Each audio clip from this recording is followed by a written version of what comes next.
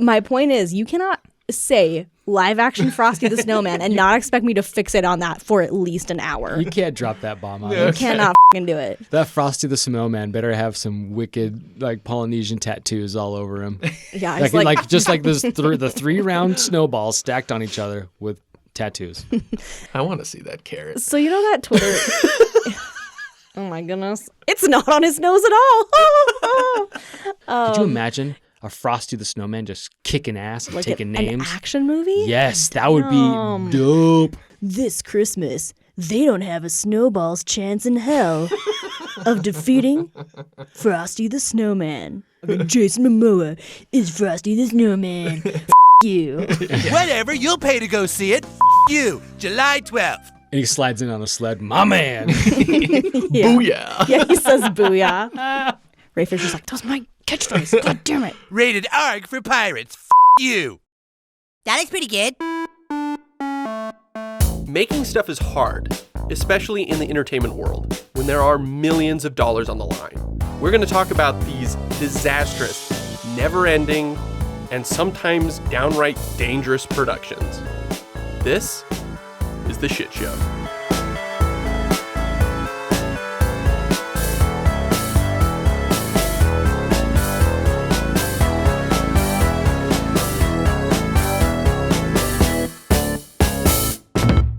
Hello, everyone. My name is Ian, and I am joined by Clint. Hello. And Ray. Hello. And this is It Was a Shit Show.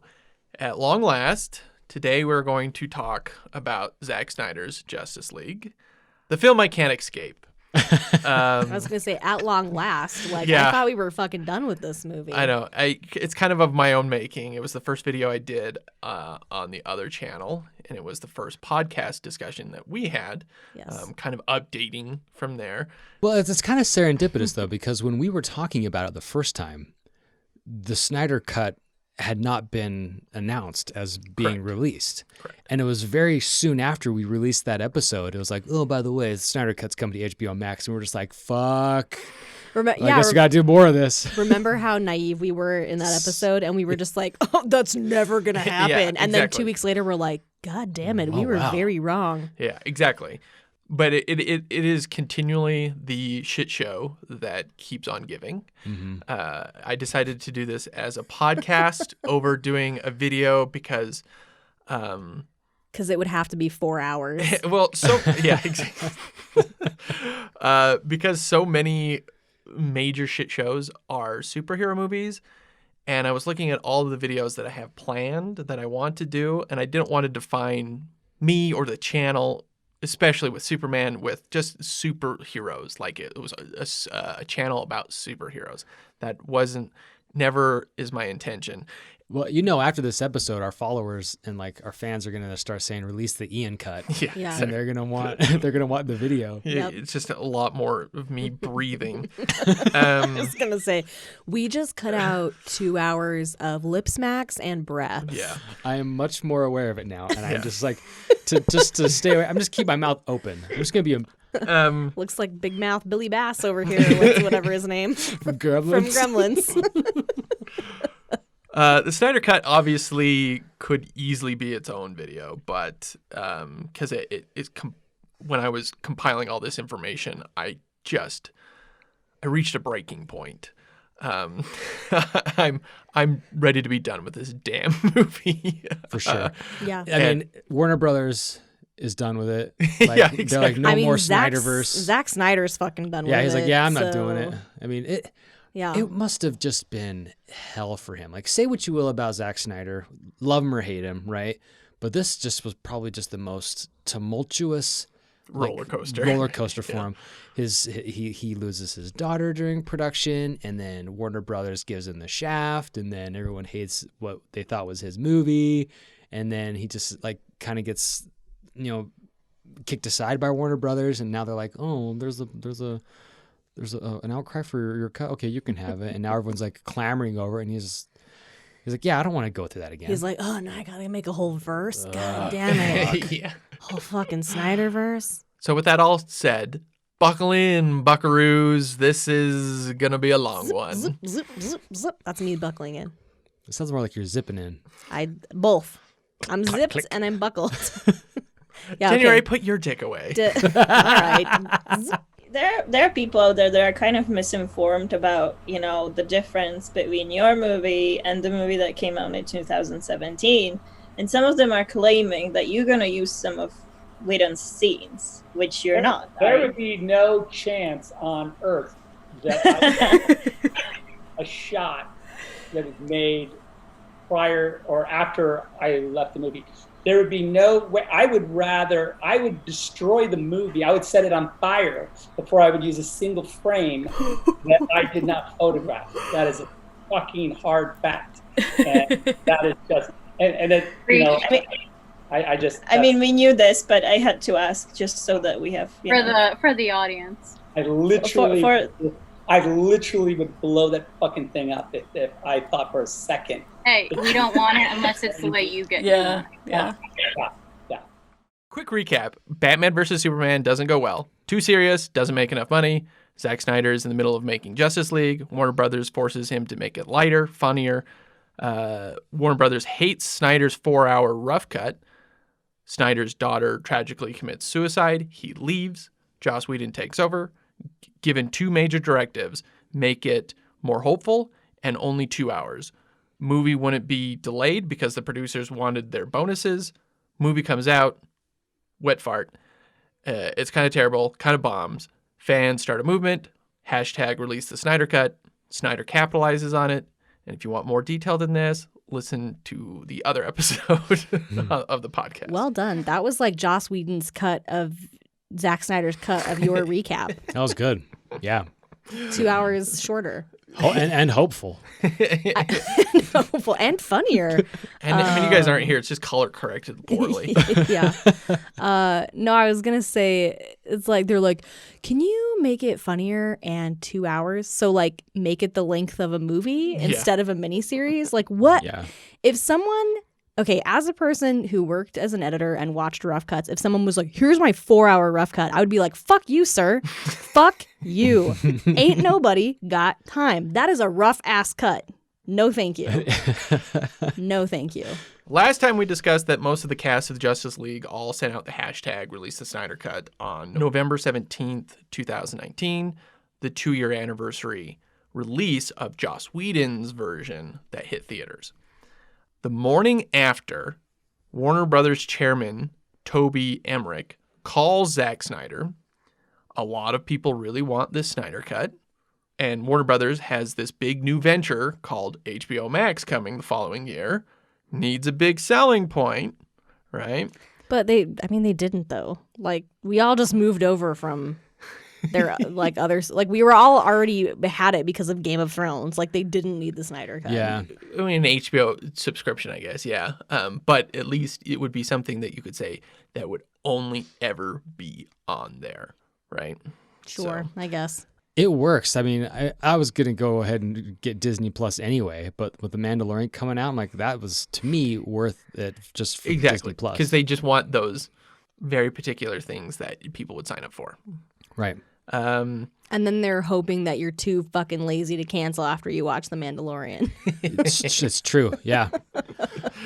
Yeah, that's all of Netflix. I mean, that was the model HBO had back in the day, back where Sopranos was such a big deal, but subscriptions for the cable channel would rise and fall depending on if Sopranos was on. Interesting. People would just subscribe to it just for the Sopranos. For a season Exactly. of My Sopranos. mom did that, and then she was like, "Oh shit, Sopranos is over. Turn it off." See, I completely forgot that I pay for Netflix. It's just like one of those things where it's like, oh yeah, I just have it. But This then like, is oh just wait, part of no, my that's life now. that's coming out of my direct deposit. Yeah. Okay, so Toby Emmerich asks Snyder if he wants to complete his version for streaming only. Now, this kind of ties back to how Mowgli was saved via streaming. It's a good way of being like, here's this thing. It's totally different. It separates it from theater versions, right? Mm-hmm. Snyder obviously says yes, starts getting his post-production back together, his team getting it back together in secret. In February of 2020, Snyder and his wife, producing partner Deborah Snyder, show a bunch of Warner Brother higher-ups his rough cut. And which is 4 hours, and detail their plan to how to finish it. Reports suggest that it was going to cost 20 to 30 million at the time. Just to finish it? Just to finish what was there. That's already on top of what they've already The spent. original version, Yeah. which was 300 million. That's why this bullshit where people are like, it's done, just release it. It's like, no, it was not done. Exactly. They had to spend a whole buttload more money to like finish that piece of Because shit. a lot of it was obviously visual effects. $70 million of turd shine. Yeah. So, okay. I just keep thinking of Cyborg and how shiny he is. That's at least 20 million of that dollars. That doesn't look very good. Okay, It sorry. still doesn't look good. This still is very horrible. It looks low poly. You know, Yeah. it's like comparing, and this is a great video game, but it's like comparing Legend of Zelda: Ocarina of Time to Breath of the Wild. Yeah. It's like, yeah. It's not finished rendering. Yeah. Why are the edges? Why are their noses triangles? The edges are so sharp. So COVID hits, delaying all of Hollywood. But with production stopped, WB saw an even bigger need to make this something to drive revenue, right? And now there's a bunch of visual effects studios who have time, right? On May 20th, 2020, Snyder hosts a viewing of Man of Steel, and at the end confirms that the Snyder Cut is officially coming on HBO Max in 2021. Cue the world exploding. Even then, it was known that his cut clocked in at 4 hours, and it was still being decided if it should be one long movie or a 6-part series. And so they made it both Yeah.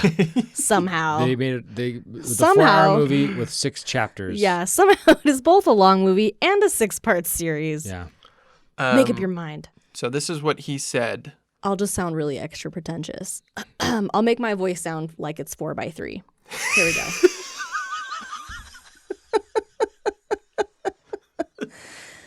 The return to that Warner Brothers pedigree and to let my singular vision of my movie be realized in this format, in this length, is unprecedented and a brave move. That was mission accomplished. Thank you. It sounded nothing like him, but it sounded like every bit of his ego. Yes, that's what I was going for. You're welcome, audience. Oh, I'm crying over here. Oh my God. Okay, so cast reacts. They start sending their stuff. And then this was Henry Cavill's quote, which was my favorite. You can do Henry Cavill. You've got to do a British one. Now, I know there have been 2 camps over the whole Snyder Cut thing, and whether it will ever happen for a while. Just remember, we all get to have more Justice League now. It's a win-win, so be nice to each other. Big congratulations to you, Mr. Snyder. I love that he starts this whole thing being like, just be nice to each other. We got it. Like, let's... Such a Superman move. Yeah. It's true. But no, that's just like a real nice sentiment. In general, for how much garbage we're about to go through here. Yeah. Oh yeah, this gets like deep into the depths of the gross internet. Kind of. Yeah. Okay. If this was just made and glorious, we could move on. But this is a shit show. So on June 29th, 2020, out of nowhere, Ray Fisher, who plays Cyborg, posts a video of him saying at Comic-Con, Joss is a great guy, and Zack picked a great guy to come in and finish up the movie. So this was at Comic-Con in front of all the fans, right? And he's sitting next to a Jason Momoa who is just like dead-eyed, just like is not moved by that statement at all. And then Fisher adds this comment on Twitter, I'd like to take a moment to forcefully retract every bit of that statement. Whoa, damn. So I was like, the hell does that mean? Right? What Comic-Con was this at? Was this like around when they made the So it announcement would that be- Joss Whedon would be taking over? Yes. So Okay. it'd be 2017. Okay. This is when Ray Fisher made that original comment. Yes. Okay. Exactly. So needless to say, the cast seems like they weren't stoked about Whedon taking over and making that movie a hot, steaming pile of garbage. Oh, we're going to get there. All right. Okay. So 2 days later, Fisher finally elaborates on this, saying, Joss Whedon's on-set treatment of the cast and crew of Justice League was gross, abusive, unprofessional, and completely unacceptable. He was enabled in many ways by Jeff Johns and John Berg. Accountability over entertainment. So Wow. he puts the accountability is greater than entertainment on all of his posts. It's A over E. As a reminder, Jeff Johns is the big DC comic guy that came in to retool Justice League to be more funny and hopeful while Snyder was filming. John Berg was one of those several producers on the film that refused to delay the movie after Snyder left because he wanted his year-end bonus and he was going to leave the studio, which he did. But John Berg responds saying it was categorically untrue, that he only remembers an incident where Fisher got upset when they asked him to say Cyborg's catchphrase, "Booyah," which was from Teen Titans. Right. Like, it was like his big thing. Oh, yeah. Of course, I wasn't there, so I can't be like, oh, yeah. But I mean, with everything else that's coming out against Joss Whedon, I'm kind of like, yeah. Yeah, Like, exactly. I mean, I'm not like a huge fan of Joss Whedon, so I'm not just like, oh, how dare you? But I'm also like not surprised. I feel like Yeah. it takes a pretty big ego to be. It takes a big ego to be any kind of anything in Hollywood, I think. Yeah. So it doesn't surprise me. Well, and Joss Whedon gets his ego stroked so often by So nerds. much. Yeah, Yeah. exactly. So later that day, Warner Brothers announces they are making a live-action Frosty the Snowman movie with Jason Momoa as the star and to be produced by Jeff Johns and John Berg. I'm sorry. Did you say Frosty the Snowman? Yes. Like What's with happening? the corn cob pipe and a button nose Yes. and muscles from Polynesia. Like, Yeah. he's super. He's so goddamn good looking. It's true. I mean, That's why he was so like stone faced in that thing, because he was like, I'm in character as Frosty the Snowman. I've got my Years two eyes before he made was out cast. of coal. Yeah, before he knew it was a thing. he's like, this is the role I was This born is to play. yeah. He's like, I'm playing Frosty pre-magic cap. Exactly. But point is that Momoa is going to be in a movie with the two people that Fisher just threw under the bus. Right? Yeah. So, Oh, so he couldn't say anything because he's like, oh. yeah, whatever it was. Right. He's like trying It to. was really weird Yeah. because it was just suddenly that day, right? Yep. Okay. Remember Frosty the Snowman. How could I forget? I mean, Jason What I- Momoa's Frosty the Snowman. That's seared into my brain. Yeah. Like I'm already starting to think of like my own concept art and like what it's gonna look like. Like, I want to see that carrot. so you know that Twitter. Oh my goodness. It's not on his nose at all. It just, that Twitter account that I follow, the awful fan made movie posters, like that 100% exists in that thread. I'm gonna go find it later. Just like fucking Jason Momoa is Frosty the Snowman. Fuck you. it's like South Park made that up. Exactly. That Frosty the Snowman better have some wicked like Polynesian tattoos all over him. Yeah, like, it's like just like this the 3 round snowballs stacked on each other with tattoos. This summer, hell is frozen over. Jason Momoa is Frosty. Now, is this a remake? Is this like a sequel to the Michael Keaton Jack Frost No, movie? so this would be just a live action version of the claymation. I fun just like, kind of why way. though? Okay. Okay. Sorry. We're focusing on I a need- really pointless thing. Right now. No, it is not pointless. I need an entire episode just to talk about this Frosty the Snowman You knew movie. what you were getting into with me and Jenny Ray. Ian, Like, you can't fucking Oh, we got say. so much more to go. Let's Ian. get moving.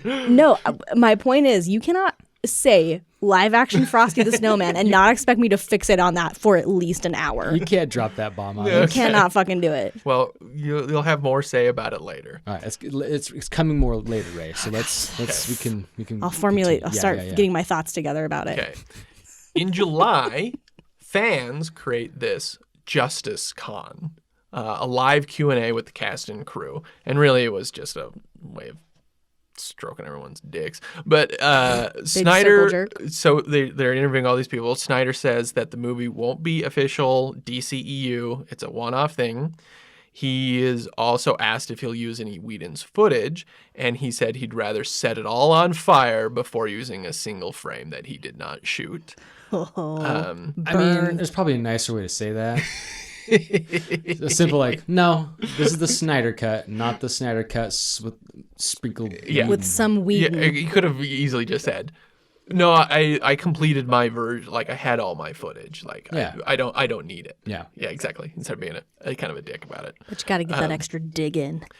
He shows a clip of Black Suit Superman, which was that whole hoopla about whether or not that was going to be a thing, and which Warner Brothers didn't want. So in the Snyder cut, every scene with Superman that you see in the black suit was decolorized. Like that's all post-production. He also says he currently is working on. He also says he's currently working out the legal ways to call the film Zack Snyder's Justice League. Legally, this is an issue because Snyder doesn't own the movie nor the property of Justice League. And secondly, Hollywood calls this a vanity title because it demeans the hundreds of other people who made the movie. Yeah. Your rage You is think? visible. Oh, yeah. I'm not even going to get into it. Let's talk about Frosty the Snowman a little bit more. No. Yeah. It really is like, it's like, this is my singular vision. I did everything on this movie. It's like, fuck you, bro. Yeah. First of all, you didn't even come up with the characters, like you said. Like, you don't own the property of Justice League. Yeah. I agree. I think it should have been the director's I find cut. it interesting that he's wanted to do that, but he did not really even care to call it Zack Snyder's Sucker Punch. Yeah. Strangely, that's Zack absent Snyder's from Watchmen. Like, what? Tyler Perry, Zack Snyder's Sucker Punch. Ruth Chris Steakhouse. Yeah. Zack Snyder's Ruth's Chris Steakhouse. Are you going to talk about how he legally figured out a way to do that? I don't know. That is all of the information. Just a Apparently, fucking mystery. Apparently, it just they worked it out. But from the It's probably like 50 of that 70 million was just to pay off some people to get the rights to do that. yeah, Just let us do it. the remaining people who created Justice League that are still alive. Yeah. Okay, during this event, Ray Fisher has a chance to speak his truth, says he's been in the business for 14 years. As a black man, he knows what it's like to be discriminated against in the Hollywood system, shows his activist heart by saying he's willing to throw his career away to bring those to justice, and that Whedon should be scared. Scared of what? Like of him?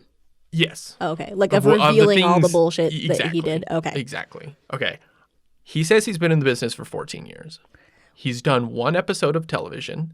His second thing was his very, very, very, very brief cameo in Batman vs. Superman, where it's just him strapped to a table screaming, and then Justice League.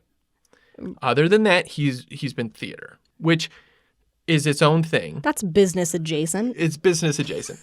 But That's near the business. It's in the biz of show. Listen, I've been near the business for 14 years, okay? And I can tell you, this is how it works. No, everything that Fisher has said, and we're going to go through all of these things because it's going to get real bad, I personally have taken with a grain of salt because I don't know him. It's the difference between like if Tom Hanks said this versus Mel Gibson, right? Where people had this history where and other people know them, right? And they can stand up for them and they say that this person is truthful and whatnot.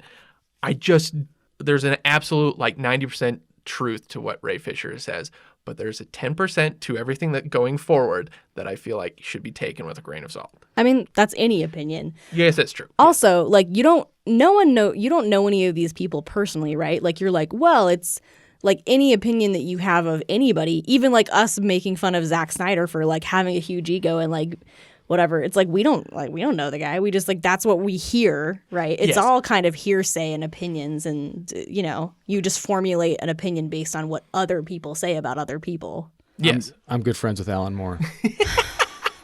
He's good friends with nobody. Alan Moore is only good friends with Alan Moore, let me tell you. Yeah. In his cabin. Yeah.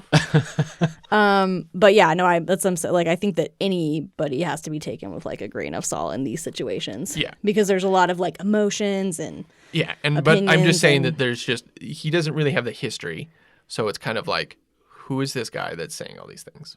So okay, But maybe that's why you should trust him even more. that's a fair point. Because- That's a And fair you point. could, I mean, What's he got to lose? you could think of it the same way too, as even if he hasn't been in a lot, that could still speak to the discrimination that he's experienced. Yeah, In the 14 years. Like if he's had like only these 2 roles or 3 roles, he's probably auditioned for everything. Yeah, 100%. For Yeah, those exactly. 14 years. But yeah, you're right. okay. All right, so in August, Fisher throws more fuel on this fire. During the LA reshoots for Justice League, Jeff Johns summoned me to his office to belittle and admonish my agent's attempts to take grievances up with the proper chain of command. He then made a thinly veiled threat to my career. So this is just stuff he's throwing out on Twitter. Now, is he referring to the LA reshoots for Whedon's version? Exactly. Okay. Yeah. So everything that he's mad about happens after Snyder has left. Okay. On August 20th, Warner Brothers, after a few weeks of internal interviews, hires a third-party investigator, which Fisher applauds them for, and he reiterates. I believe this investigation will show that Jeff Johns, Joss Whedon, John Berg, and others grossly abused their power. Okay, so now it's even more. So it's not just the 3, now it's more people. 2 days later was the DC fandom event. This is DC's replacement event for Comic-Con because of COVID. So it's an all digital event. Lots of information about the ever in development hell Flash movie, where it was revealed kind of that Michael Keaton was coming back as Batman. It just via an image, and to this day he hasn't committed to that. And then there was also Ben Affleck was coming back for that movie, which was a big deal because he was gone. He was like, I'm done. I'm walking away from He this. hated everything about being 100%. Batman. Yes. Which is such a shame because I remember when he was cast as Batman, everybody was throwing shade at him. Mm-hmm. But I really kind of liked him as Batman and or Bruce Wayne. Yeah, Like, he was good in Batman versus Superman. Yeah. Completely wasted in Justice League. So Wait, like he was wasted or he was wasted as an actor? Like his talent was wasted? yeah, both. Well, yeah, because like even though Batman versus Superman was what it was, the redeeming points of that film was Ben Affleck as Yeah. Batman, in Yes. my humble opinion. And a lot of people's opinions. But the news about Ben Affleck leaked a few days earlier. The news about him being in the Ben Flash, Affleck coming back to be in the Flash in the movie. Flash movie. Okay. And had a cameo in the new Frosty the Snowman movie. Oh my god, He's playing the nose. you guys! I'm so excited about this Frosty the Snowman movie. Okay, so the first trailer for the new Justice League is shown. This is the Hallelujah one, and it contains nearly all cut footage. Now, I want to go down the meaning of Hallelujah for Jenny Ray because she's so angry about this when she saw it, or just at least heard it. That's Yeah. Well, even before Justice League, I was like, Zack "What?" Snyder loves this song. yes, He puts it like in fucking everything. That's what literally Ian was fucking saying. in Watchmen. Yeah. Oh yeah, I do have a vague recollection of There that. was a Yeah. secret chord. Okay, so Hallelujah, the song meaning. Many have covered the song. Probably most of us, we've only heard the covers. And because there are so many verses of the song, these covers tend to push their interpretation of it. So the sexual nature of it, or the churchiness of it, or just being used for funerals and stuff like that. All three, which are not mutually exclusive. But most don't know that Leonard Cohen was the original writer of the song.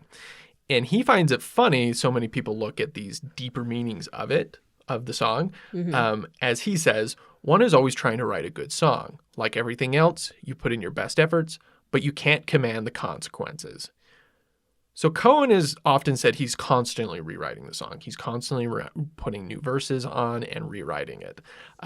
Like Zack Snyder's Justice League. Oh my god, that That song's he's written now hundreds 4 of hours. verses for it. Really? And almost like he's tweaking a version of an impossible and ever-changing audience, always trying to pull it and us back to its original form.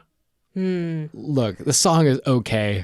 All right, like it's So what you're either- saying is Zack Snyder was like, oh my god, I see myself in this song and like my creation. I'm trying to put back to the mission, and like now it's my anthem for this movie because like I'm trying to do what he's trying to do, and the song's 4 hours. My movie's gonna be 4 hours. Like that's what you're telling me. Yes. So either this is the conundrum of Zack Snyder. Is he way deeper than we are all giving him credit for? Is he really going, that's the meaning of Hallelujah, is it's trying to bring back to the original version of the song, like I'm trying to bring back the original version of my movie?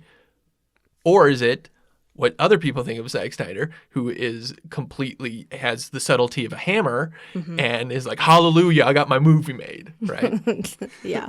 Okay. I mean, it's like kind of both, right? Like it's just, Yes. I don't know. All this said, it was also Autumn Snyder's favorite song, and her friend who sang it at her funeral is also the one that sings it at the end of the movie. Look, I'm really glad that it has a special meaning to him because that is Yeah. that is sweet and important. But it's in this podcaster's humble opinion, the song's okay. Yeah. Like it's an okay song. Yeah. I get where Leonard Cohen is coming from though, because I did my undergrad in art, and so I look at my old stuff that I've done. I'm like, oh, Constantly want to redo it. yeah. I'm like, that was garbage. I like the concept, but it was shit. Yeah. And I'll try and redo it, or I'll try and tweak it and stuff like that. So I get it, but at the same time, like, no one's gonna be looking at my artwork and be like, oh man, this deserves a reshoot. no one's gonna think that. Exactly. Yeah. Yeah. Yeah, it's like every artist's fantasy to have someone come back and be like, hey, you know that thing you made that was absolute dog shit? We're going to give you a bunch more money to make it slightly better. Fuck yes. Yeah. Like, of course we're going to say yes to that. And you know what I'm gonna do is I'm just gonna decolorize it. I'm gonna take the color out of it, and make it black and white. This color photo, black and white now. 4x3. Bam! And then 4x3. Yeah. So Slap some black bars on the sides. lastly, this is also where we learn that the movie is going to be 4x3, which is fucking nonsense. So I was looking into this. The movie was not shot that way. It was not shot with IMAX cameras, which would kind of maybe assume that's why it was 4x3. I thought that was the entire reason. It was like, well, it was shot with IMAX, so therefore the 4x3 is its No, original that's the form. IMAX ratio, isn't it? Roughly. Roughly. Okay. Yes. So like that would make sense because he's like, I want it to be like cinematic, like an IMAX movie for a fucking streaming channel. So Yeah. and not only that, You know what's cinematic? 16:9. Yeah. yes, Like okay. forever. Okay, so Yeah, every other movie. Okay, so his reasoning for this is that he wanted it to be like the comic panels, and that because they're superheroes, they tend to be more vertical. And so if you put it in the sides, it allows them to have more vertical movement. And it's just like, that makes no fucking sense. Because it doesn't, unless you shot the movie portrait mode. Yeah, with your iPhone. The only thing that makes sense to me is that if he was like, okay, this is going to streaming, so a lot of people are going to be watching this in portrait mode on their phones while they are sitting on the toilet. Then like, yeah, bro, you do you. Like, put it in portrait mode. Make it 4x3. Put those bars on the sides. But no streaming service is just going to exclusively make one movie portrait mode Exactly. to watch. Like it's all like you'll Yeah. still watch it on your phone, portrait mode, like oriented in your hand as portrait mode. Yeah, on it's the still toilet. it's still just going to be just the black bars on top. It changes nothing. Yeah, it's No, but here's the thing: is like whole thing's dumb. as Zack Snyder, a self-professed comic book fan, right? Like you do know, like the only panels that are really going to be vertical up and down are like the splash pages. That is the whole single page. Yeah. Everything else is a mix mash of. Yeah, I know. That's what I was like. Are you sure you don't want to make it a weird polygon? Yeah. Like, Sometimes there's some skinny hexagon. diagonals because there's stuff slanting between them. And sometimes the word BAMF appears, and it covers Yeah. 3 or 4 panels. He's like, I wanted to do it in what do they call that? Like pointillism? Yeah, because it was more like the ink dots of a comic book Yeah, print. from the 1940s. Yeah. And I really wanted Archie from Archie to be in it Yeah, exactly. because he's comic book.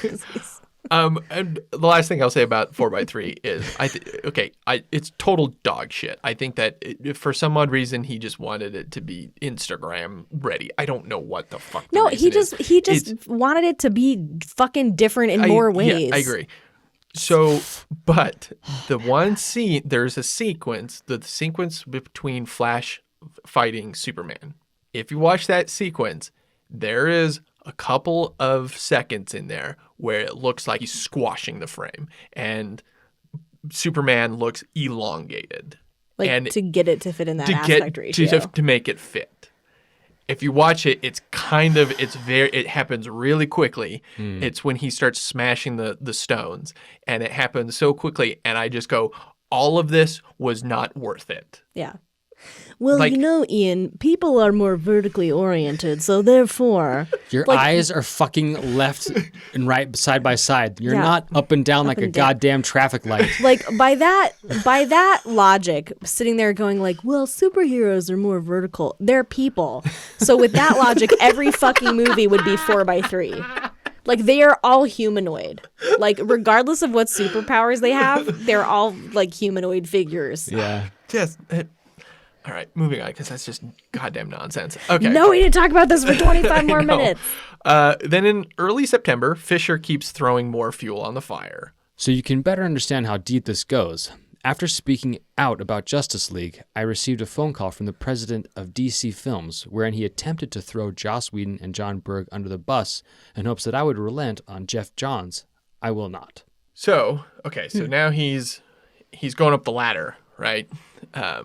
He's going up higher. Well, now he's like, because I'm sure now the president of DC Films is like, oh, Okay. I didn't expect him to do that. Yeah, exactly. So Warner Brothers issues a statement immediately denying this. It said that the president of DC Films is Walter Hamada, who came to this position after the Justice League came out.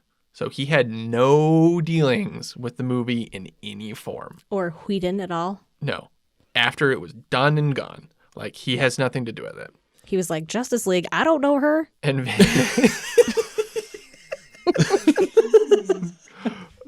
so the statement they say that Walter Hamada tried listening to Fisher's concerns, and most of that was that no one was listening to Fisher, and he complained that his suggested script revisions were not adapted. And so that's their version. Okay, Was he trying to get Booyah taken out? we're gonna get to Booyah. Okay, because I would be like, I really feel like my character shouldn't use a catchphrase from the 90s. So Can we modernize it? Warner Brothers also said that they were going to do an internal investigation, but Fisher demanded a third party. They said yes. Even after that, Warner Brothers says that Fisher refused to meet with the investigator.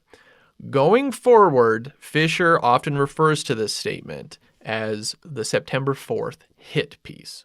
So log that in your mind. So they're saying Okay, that so far what we've got logged into our minds is Hit Piece and Frosty the Snowman. Okay, you on with me? Got Ray? it. Okay, we're good. I'm there. two things.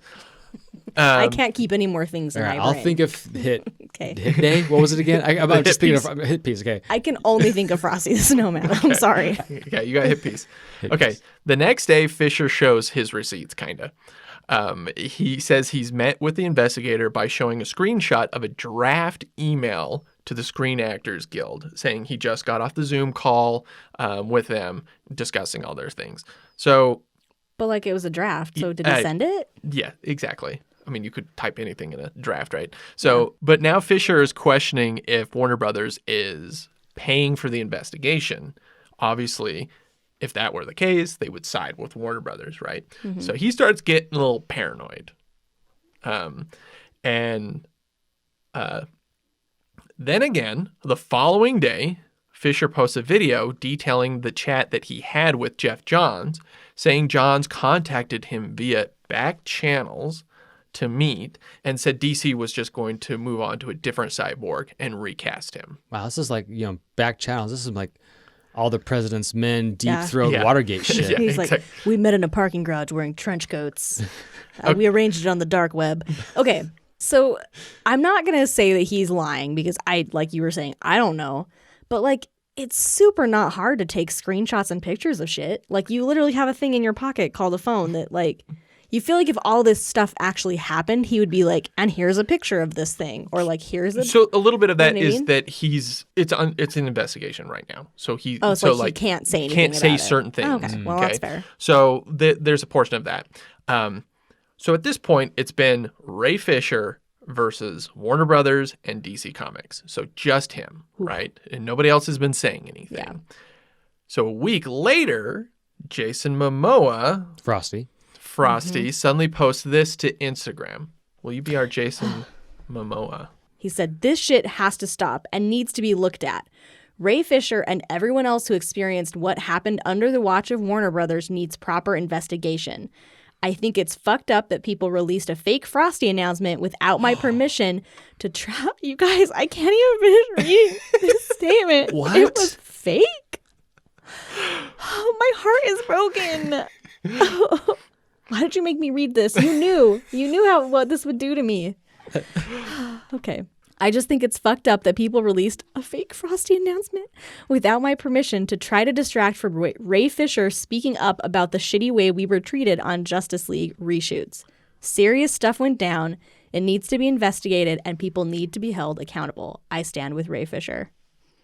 Whoa! Right. So that's not a movie. That's my big takeaway. I'm just kidding. No, that's insane. Just the other day, Warner Brothers says it's still in development, but that's all they said. I'm too heartbroken. I don't know what to say. I'm so heartbroken that the Frosty the Snowman live action film starring Jason Momoa is apparently not happening. Well, look, it says it's in pre-production according to IMDb, but the synopsis of it sounds pretty cool. A magic hat brings a snowman to life, but makes him the target of people who want his magical powers. Could you imagine a Frosty the Snowman just kicking ass and Like taking an names? action movie? Yes, that would be dope. This Christmas, they don't have a snowball's chance in hell of defeating Frosty the Snowman. Jason Momoa is Frosty. And he slides in on a sled. My man. Booyah! Yeah, he says booyah. Ray Fisher's like, fuck, that was my catchphrase. God damn it. Whoa.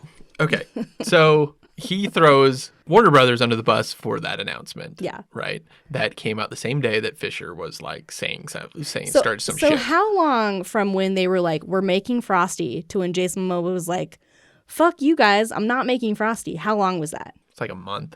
Okay. Okay, a few days later, Fisher posts this on Twitter. Unfortunately, the fake Frosty news with Jason wasn't the only PR tactic used to distract from the seriousness of the Justice League situation. Ben returning as Batman was clearly meant to be revealed at DC Fandom. I'll give you one guess as to why Warner Brothers likely jumped the gun.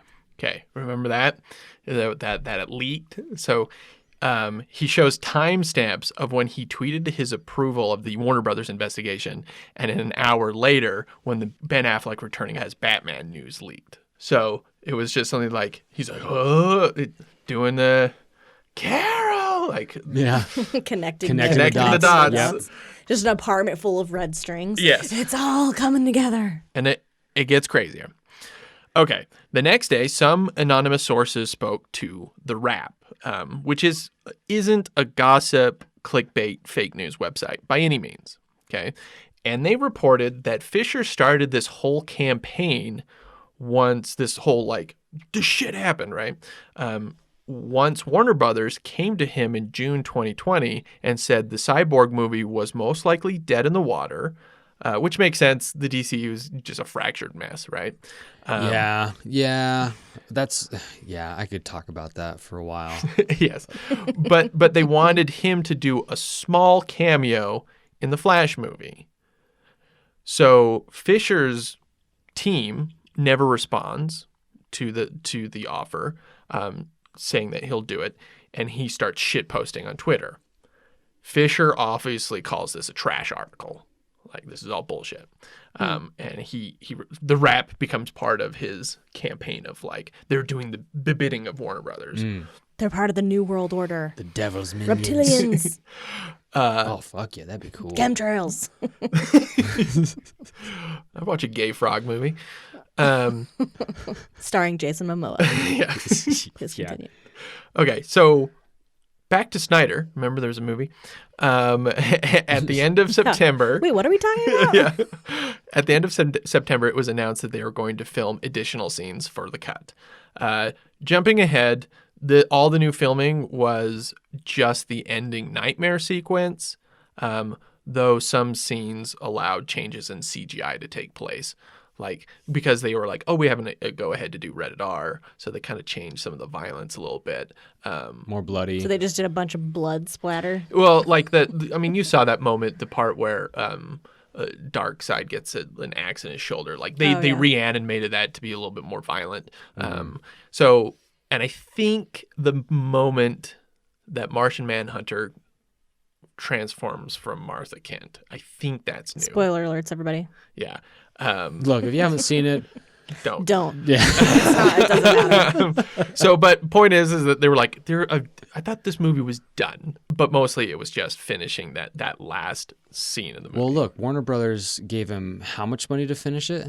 It was $70 million. Yeah, like, I mean, $70 million, okay, that's for some CGI fixing up, rendering from poly to looking good. I mean, I'm sure there's probably a little bit more left over in the budget to be like, hey, let's film a nightmare sequence where Batman says fuck to Joker. Jared Leto says he'll do it for free. For the exposure. He's already wearing the makeup. He's been sitting in his house just rehearsing that scene for months. He's a kooky dude. We'll get into the nightmare sequence at the end. Okay. End of October, Fisher does a big interview with Forbes magazine, revealing even more. Warner Brothers told the cast and crew that Snyder handpicked Whedon, which Fisher says this is a lie, and they were told to say the nice things about Whedon at Comic-Con. So that was why he said that statement. It was kind of a rehearsed thing. Say this, right? Oh. Says there were blatantly racist conversations by Jeff Johns, John Berg, and Toby Emmerich before and after the reshoots. Now remind me who Toby Emmerich was. Head of the studio. Okay. Says it was clearly a racist production. That's why all the people of color were cut from Whedon's version, which includes Cyborg's mom, Iris West, Ryan Choi, who is kind of setting up as Adam. The lab assistant guy. Yeah. Mm-hmm. Yeah. And most of Cyborg's dad's scenes were reshot. Okay. I mean, you can't argue with facts. But also, I mean, those were all like fairly cuttable side characters, so it's not like... Yes. Yeah, but at the same time, if you're trying to set up a DCEU where you're going to be setting up multiple films for these things to be branching off, like if you're going to have a Flash movie, you're going to have Iris West. Yeah. Yeah. So I don't disagree, but I would argue if you watch the Snyder Cut, all of that is easily cuttable. Agreed. Yeah. It's just like it's stuff that's just flashy and we can move on. Right? No pun intended. Yeah, exactly. Yeah, But at the same time, like you can retool it to not be cuttable and still introduce those characters, especially if you're trying to set up a larger, not fractured DCEU, because now we got things like the Joker, which was good, but not at all in any way, shape, or form connected. And then you have things like the Suicide Squad, which is and isn't a sequel to Suicide Squad. Yes. Yeah, I mean, I would argue that it's like, yeah, that sucks that all those people of color got cut from the movie, but also like they didn't give them anything to do. I would argue that's worse. Like put Kiersey Clemons in the movie and give her like one line in a terrible, terrible, terrible scene. Like give her more stuff. Yeah. Yeah, 100%. There was a problem already. Like put a fucking like hot dog in her face, like as a penis joke that's like overtly sexual. Get out of here. I'm gonna hold that scene Poor for the Kiersey. end. But she looked way too calm. For someone who's about to die. Okay. So also in the interview, Ray Fisher says there were blow-ups, threats, coercion, and gaslighting. And that Walter Hamada, who is now the DC Films president, has been slowly trying to cover Jeff Johns' ass because Jeff Johns still kind of works for them. He's a huge deal. There was a statement that Fisher started this whole campaign. So this article was based. This is the line that went out, and it just was out in the ether, and it was too late. There's a statement that Fisher started this whole campaign because he heard that Whedon altered someone's skin color in post, And that was the final straw for Fisher to start speaking up. Whoa. However, Forbes retracted that statement, saying it was her third hand. So it was one of those statements that people were like latched onto, and then they were like, "Oh shit, that he didn't actually say any of that. Like we can't verify that was said." Well, I mean, in fairness, he did basically color Steppenwolf's skin from being gray to being like kind of light pink. So that did happen. Yeah. And finally, he was grateful for Momoa's support and others who came out to him privately. Okay. Because Momoa was the only one publicly. Right. Okay. And so here's some interesting quotes from Fisher in that article. You really have to ask yourself, what's more plausible? That I would purposely torpedo my career by making statements about powerful figures in Hollywood that, if untrue, could be easily refuted? Or a handful of people in positions of power said and did terrible things in order to maintain that power? The fact that I'm having to advocate for myself in this way is equal parts freeing and frustrating. I'm not worried about the consequences. I'm well aware of what's at stake. If people don't want to work with me because I'm refusing to tolerate abusive behavior and the cover-up culture of old Hollywood, then so be it. So he's absolutely in the right? Yeah, that's totally fair. I mean, absolutely. He is correct that, like, I mean, we're, like some of the stuff that he's saying, like we're making jokes about, like, oh, he's like getting into conspiracy theory territory. But like the reality of what he's saying is just like, there were 3 white dudes in positions of power in Hollywood that were shitty to women and people of color. It's like, oh, you mean like every person in Hollywood? You mean like okay. you mean Hollywood. Like fucking how Yeah. that stuff works? Okay. At the end of November, the needle seemed to move a bit. During this whole thing, Joss Whedon was making an original series for HBO, who's owned by Warner Brothers, called The Nevers. It's like Victorian women who suddenly have superpowers. It looks pretty neat. It's a list of women who will never work with Joss Whedon again. That's what it is. Yeah. So he finishes filming the first season, then leaves the show altogether and says COVID life had him reevaluating his life and he didn't want to tie himself down with a full show again. Warner Brothers' investigation about Justice League was still very much going on at this point. So Fisher was quick to point out, saying, obviously, Whedon's story is BS, and these two things are connected. That the investigation revealed something, and they were like quietly were like, "Hey, maybe you should just get on out of here." Get on out of here, exactly. Joss. And Whedon was allowed to just be like, "I have this. Oh, it's just a statement. I'm just kind of moving on." And You Fisher guys, I'm was like, tired. I'm gonna walk away from a whole bunch of money 'cause I'm just really tired. Yeah. I'm gonna walk away from a stable job doing a TV show just because I'm reevaluating some things about my life. Is that what Joss Whedon sounds like? More or less. Yeah. Yeah. He can sound like him. You got to sound a little bit more bald and a little bit more ginger. Okay, December 12th, 2020, Warner Media's investigation into the Justice League movie has concluded and remedial action has been taken. That is almost the entirety of their statement. Remedial action? What does that mean? Fisher They says... slapped someone on the wrist. No. Joss? No. No. Stop it. Joss, no. Fisher says Warner thanked him for coming forward, believes the action taken with Whedon is the only thing that's public yet, and thanks all his fans and supports. So he flat out says that the remedial action was kicking Whedon. Oh, off of that show. Yes. But that's not what Warner Brothers said. They just said remedial action. Right? We also gave him a slap on the wrist Yeah. as he left the studio. Smacked him on the ass on the way Gave him a out. little tap. We gave him a little love tap on the behind and told him to just never sass anyone ever again. Thanks for Buffy. Move on. So 80 witnesses were interviewed, and later they kind of expanded on this, but no credible support for claims of racial animus or racial insensitivity. That's because those 80 people they talked to were all white They're dudes. all white people. Probably. Okay, so It's probably true. not exactly. Oh, okay. Free of the investigation, finally we hear from Gal Gadot. Says the investigation was very thorough, and she was not told what those remedial actions were taken. But this is what she had to say.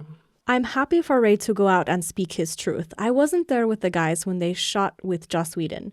I had my own experience with him, which wasn't the best one, but I took care of it there and when it happened.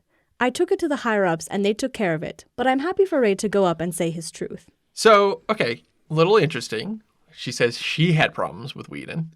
Kind of slightly, doesn't say too much about it. But, and also kind of bizarre is that during her reshoots, she was never like with anybody else. There's clearly scenes with her and Ben Affleck, but all the other scenes, she was not. That's kind of weird. Yeah. So around New Year's, Fisher tweets again. Walter Hamada is the most dangerous kind of enabler. His lies and WB's PR's failed September 4th's hit piece sought to undermine the very real issue of the Justice League investigation. I will not participate in any production associated with them. Okay, so of course, if you're not going to participate with the head of DC Films, There won't be a Cyborg movie. or you won't be Cyborg. Correct, yeah. Which is, Right. that's probably the more likely scenario. Yeah. So the Wrap reports that Cyborg would be recast. Again, Fisher says the Wrap is doing Warner Brothers' dirty work. That isn't official yet. But also said that along with Whedon, Jeff Johns was the next person to get the boot as a result of the investigation. Warner Brothers was quickly pointed out that Johns was very much still employed. Like that was not happening. A few days later, Warner Brothers and DC renews Hamada's contract to keep him around until 2023. Okay, so a week later, Fisher tweets that per Warner Brothers, he is officially no longer Cyborg. Says it was unsurprising news and that his role in the Flash movie was supposed to be more than just a cameo. So that's one of the things he was kind of mad at. If the end of my time as Cyborg is the cost for helping to bring awareness and accountability to Walter Hamada's actions, I'll pay it gladly. And Warner Brothers responds, again, vouching for Hamada. Okay, in February, the Snyder Cut, remember the movie? Remember that? Yeah. Was given an R rating. I remember Frosty the Snowman, and that broke our hearts. That is all I remember. He's like, what movie are we talking about? Frosty the Snowman's going to be rated R? Oh, shit. That is amazing. Okay. In the midst of all of this, a side shit show or shit sideshow, Charisma Carpenter from Buffy the Vampire Slayer comes forward with stories of abuse by Joss Whedon. Carpenter says she spoke to the investigators about Whedon. So she was Interesting. also in part of this. Oh. Okay. But Fisher being fired was the last straw for her, that she wanted to follow his example and prove that she experienced the awfulness of Whedon firsthand. Cool. Good for her. So during her time on Buffy, he was cruel, constantly threatening to fire her, calling her fat. When she told him that she was pregnant, he asked if she was going to keep it and then proceeded to berate her about it. It's none of your goddamn business.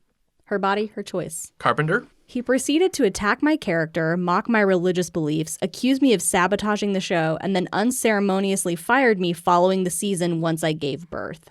Most of her co-stars all supported her and backed up her statements. Wow. Also detailing a hostile and toxic set run by Whedon. Was it just her, though? Like, he didn't do that with, like, No. Sarah Michelle Gellar? Michelle and- Trachtenberg said Whedon was not appropriate in any way, to the point that there was an unspoken rule that Whedon wasn't allowed to be alone with Trachtenberg Because she was underage. because she was only 15. Yeah. Ugh. That's gross. Okay. So Whedon. Variety ran a big expose about Buffy. So again, this is all just ties to the Fisher stuff, right? Yeah. So they did a big thing about Buffy, speaking with tons of cast and crew who all spoke anonymously, fearing their current jobs. Yeah. And they all backed all these statements up. Buffy was a cheap show with very little studio interference, allowing Whedon to run wild. It became a boys' club set. He was obviously... Which is insane for a show that, like, is about female empowerment, a lot of it. Like, I loved that show. Yeah. Like, Buffy was such a badass. And It's that's like strong female character. and that's what his And ex-wife... he's like known for that. Exactly. Yeah. And his ex-wife came out and said that his whole feminism and writing strong female characters was just a way to get women. Gross. That it was all just a ploy. Oh, I just got like Yeah.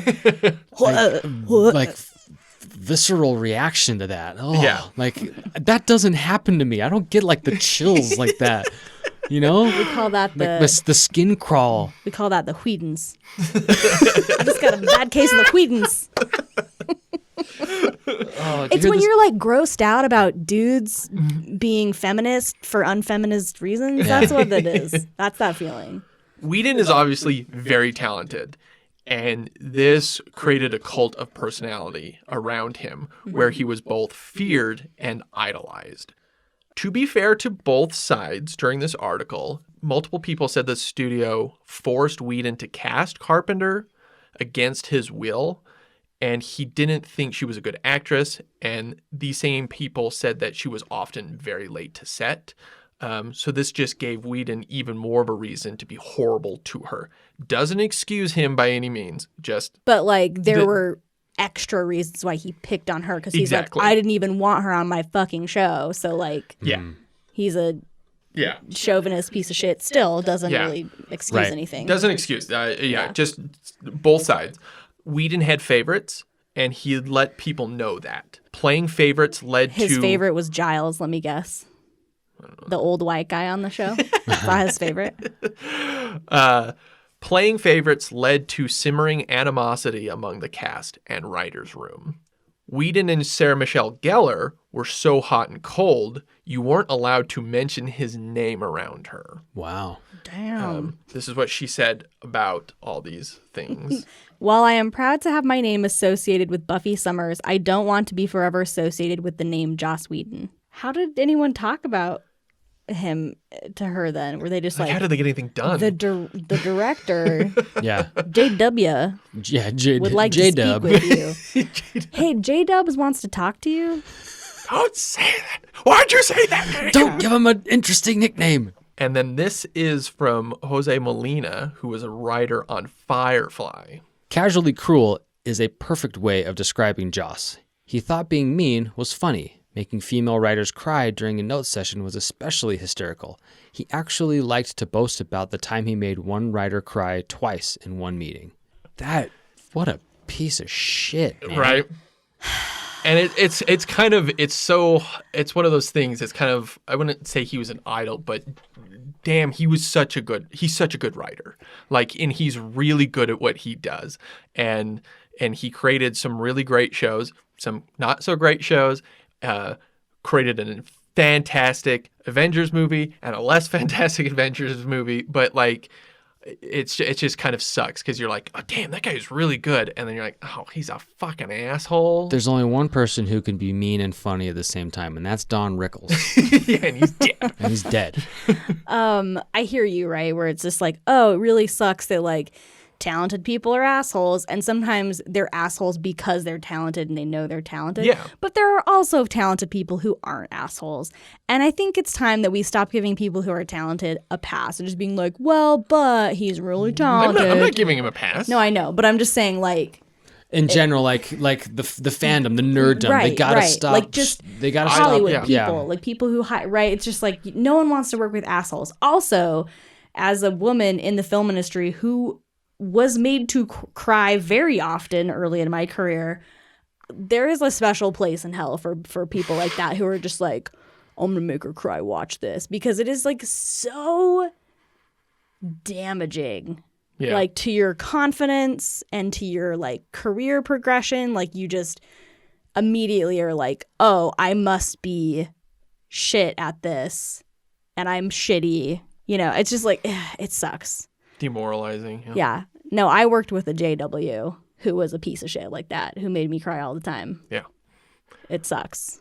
His name was not Joss Whedon, but his initials were JW. That's true. Wow. It is very That's true. That's crazy. Coincidence? Probably I not. think Carol! Now you're seeing the strings. Where things stand as of the end of March, the CEO of Warner Media Studios, that's above movies, TV, games. That's funny. That's like it's Warner Media Studios. Like Warner is just all media. I don't know. I've never had like else are Warner you breakfast doing? cereal. I've only watched Warner Brothers shows. Right. And played Warner Brother games. What else are you doing over there? Yeah. Well, we sell T-shirts, so there's also Warner Textiles I've never manufacturing. flown Warner Airlines. Like The Shineheart Wig Company. Coming this fall, Warner Airlines. They only show shitty Warner Brothers movies on the flights. No. you must be white to fly. Yeah. So head of the studio, Ann Sarnoff, did an interview saying that they stand by their investigation, that it was conducted all legitimately, and they stand with Walter Hamada and Jeff Johns, and they found no racial motivations to any of the complaints. Fisher calls this all bullshit, saying, Rather than trying to convince people on what the Justice League investigation didn't find, how about you start telling them what it did? so he's like, Yeah, that's release that stuff, right? Which, Release the Fisher tapes. Release the Fisher tapes. I don't know. I don't know if they're tapes, but Sarnoff was just like, this is done. We're moving on, right? And also said that Snyder's Justice League, this is the end of his story. We're done. Moving on. Yeah. So also there won't be a David Ayer cut of Suicide Squad. yeah, so fucking stop asking everybody. Yeah, exactly. Some wrap up material here of everything that went on. February 22nd, Vanity Fair interviewed Zack and Deborah Snyder in a big "What Really Happened" piece. Some tidbits. Confirms back in 2017, Warner Brothers really wasn't happy with his 4-hour cut, which didn't have VFX or music. So the Snyder cut, it exists. It's just a rough assembly cut, you morons. That's how Okay. every movie starts out, by the way. Exactly. And you Okay. don't want to see them. They're not good. This is the quote that broke me. How am I supposed to introduce 6 characters and an alien with potential for world domination in 2 hours? Which is how goddamn long movies are, Zack Snyder. Last time I fucking checked. Unless it's, look, all right, Endgame gets a pass because Okay. it's Endgame. You pointed it out. It's almost like there was a model out there that you could have followed. Yeah. It was called Marvel, and they did all their individual character movies first before they did the big fucking team up movie. So yeah, you don't need to introduce 6 fucking characters in one giant movie. Yeah. It's like It's literally not possible. Yeah, and he's like in a way that makes sense. I knew this from the beginning when DCEU started coming out. Everybody did. Everybody was like, "Oh, they're like we're like everyone just follow Marvel's formula. No one's gonna say, "Oh, you're copying Marvel," because like, listen, comic books copy each other all the goddamn time. Thanos is a ripoff of Darkseid. Deadpool is Deathstroke. Yeah. Like It's like they're like, you know what? We're gonna start with Endgame and work our way backwards. No, and when whatever they the fuck the announced first it that movie way, was. we all knew it. That we were Everyone like, knew. "What the hell are you doing? This is not gonna work," and it didn't. And this quote, when he says that in the interview, I was just like, he was like, "Well, I'm the victim here." No, you're fucking not. Like, you guys could have figured this out, but you were tortoised in the haired it. You know, you were the hare, and it was like, let's go, and they just fucked up. Right, like they were trying to compete with Marvel on Marvel's timeline, but it's like they had like 10 years on you guys. Like they had started this shit like years ago. Yeah, and they just they had someone that knew what the fuck they were doing. And that's the other thing too about it is like all the pieces were in place for Warner Brothers too, because Warner Brothers, because like Disney owns Marvel now. Yeah. At the time they started doing the Marvel Cinematic Universe, Disney didn't own Marvel. In fact, Yeah. Sony had all over the Spider-Man, place. Fox had Yeah. X-Men, but Warner Brothers They they had it all. Yeah. I'm getting angry now. It's kind of insane that Nerd they just rage. like they fucked this up in such a weird and Well, I kind of like what they're doing now, though. We're like, well, let's just do some of these one-offs. I mean, like let's do a Joker, and it's like the 90s again. Yeah, right? exactly. And I was totally happy with that. Yeah. It's the 90s again. It really is, right? It's true. Okay, again, not that I'm like a giant Joss Whedon fan, but of course his movie was shit. They basically were like, hey, here's a 4-hour movie that's already shitty. You have to take it and make it 2 hours and make it funny when it wasn't intended to be funny, and the tone is super dark. And by the way, there's 6 characters. you're not giving anybody much to work with. It's like, take this super ugly thing and like Kind of set him up to it's fail. like lipstick on a pig. Getting that turd polish It's out. polishing that turd. He's like, gotta get the industrial strength turd polish out. Like But that. Mythbusters did confirm that you can polish a turd. No, I Well, so did Joss Whedon, or so did Zack Snyder confirm that as well. You know, so no, 100%. scientifically proven. He was given kind of impossible position. Yeah, And- exactly. And there are things that he does in that movie that I don't know why the fuck he did it. Like, there's just all these stupid jokes in there that he filmed for no reason. Like Flash talking about brunch. Did that really need to be in there? There's just scenes where he was just like, "Oh, we just need to reshoot this one part so Batman can make an Aquaman joke." It's like, why?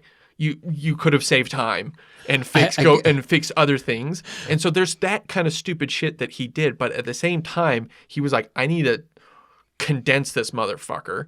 And he had to chop what he could. Yeah. And a lot of that was Cyborg's thing because his was such the big story in that movie. Yeah. And he just shortened it incredibly. Right. Put a lot of duct tape on there to like fill in the gaps. Yeah. I get the feeling that a lot of the jokes that were in there from Whedon's cut were just like from like a notebook that he had. Like, I like this joke that I wrote. I'm going to throw it into Yeah. the Justice 100%. League. Yes. He's at brunch that day and he's like, Brunch is a Oh, joke. you know what's really funny?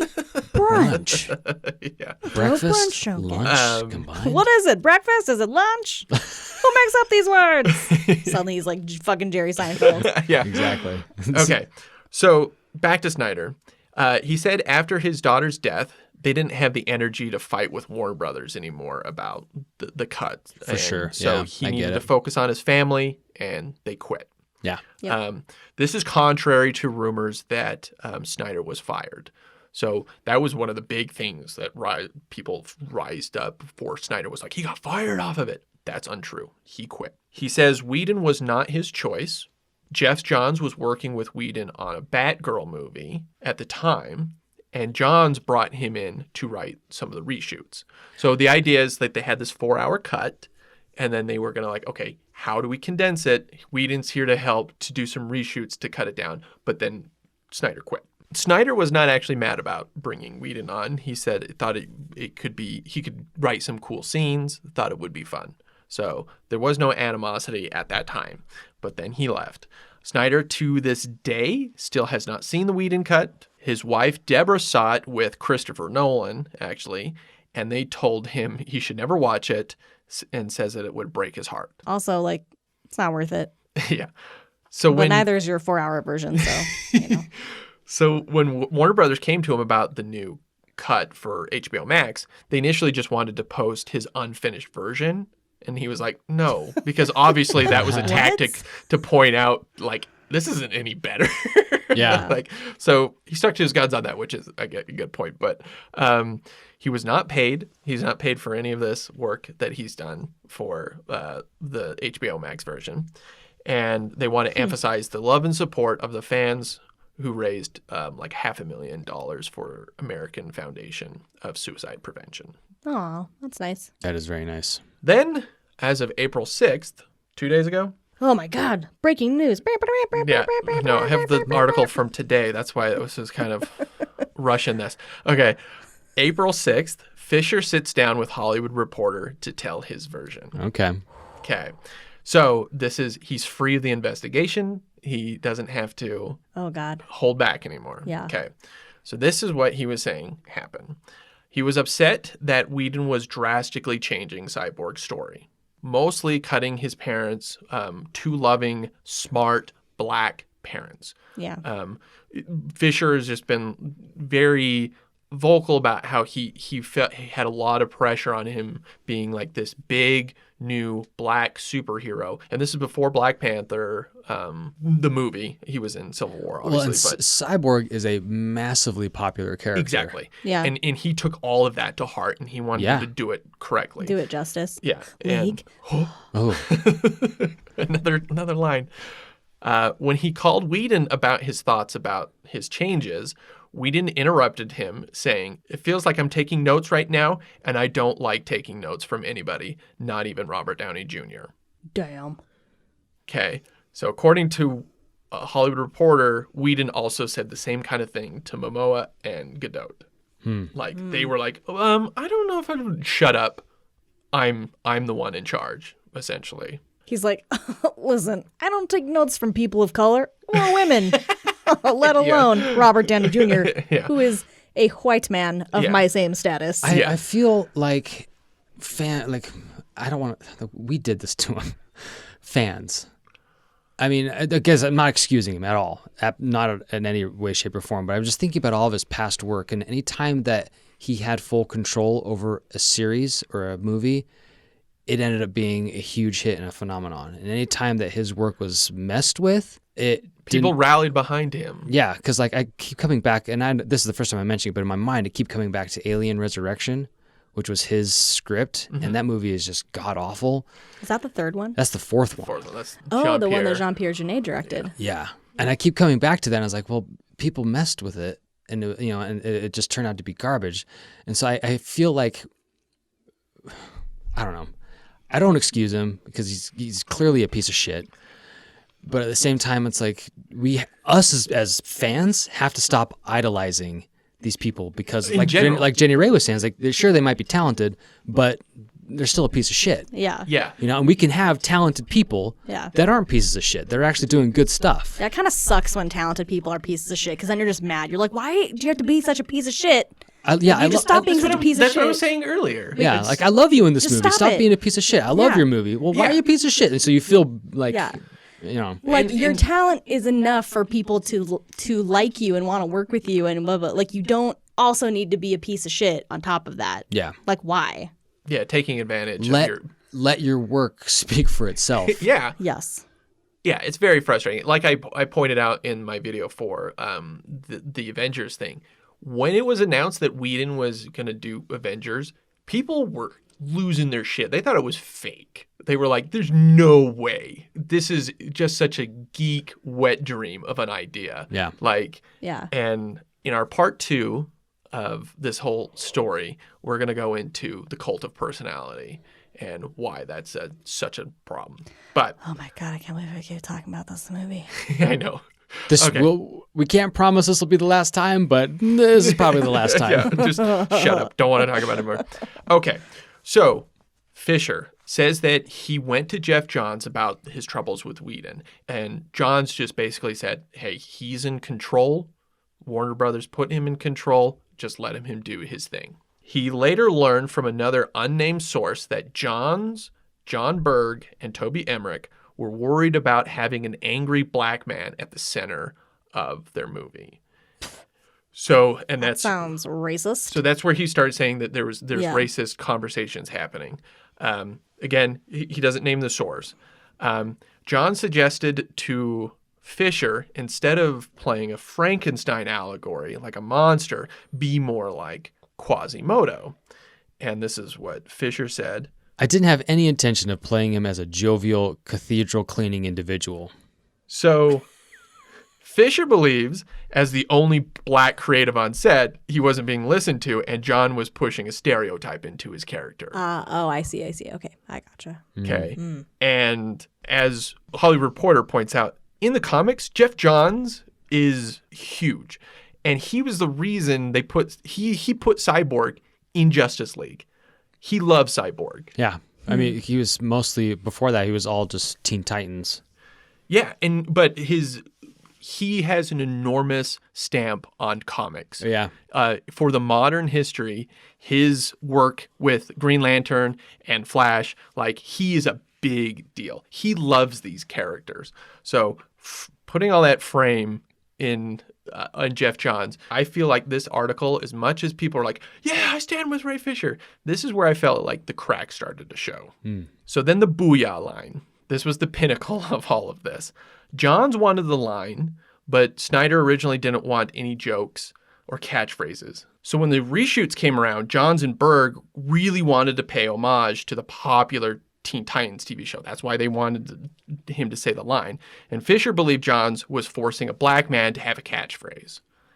And instead of just him saying a catchphrase that that character, who's very popular, uses, Mm-hmm. right? Yeah. I mean, it's a dumb catchphrase, but it's his catchphrase. Yeah. I mean, it's no, I'm Batman. Yeah. Okay, so Whedon was very smug on set because he knew Fisher just didn't want to do it. And he was just a total asshole to him on set Yeah, when he that had to sucks. say the line. Fisher goes to Toby Emmerich's office, and he's told to stop raising such a fuss about all these small things, saying, and I just don't want you to make a real bad name for yourself in this business. So he's kind of telling him, stop making such a big deal about a single line, right? And Fisher takes this as a threat on his career. Fisher then meets with Walter Hamada, who says, Joss is an asshole. We all know this. Don't worry. We'll never work with him again. But lay off Jeff Johns. He did nothing wrong.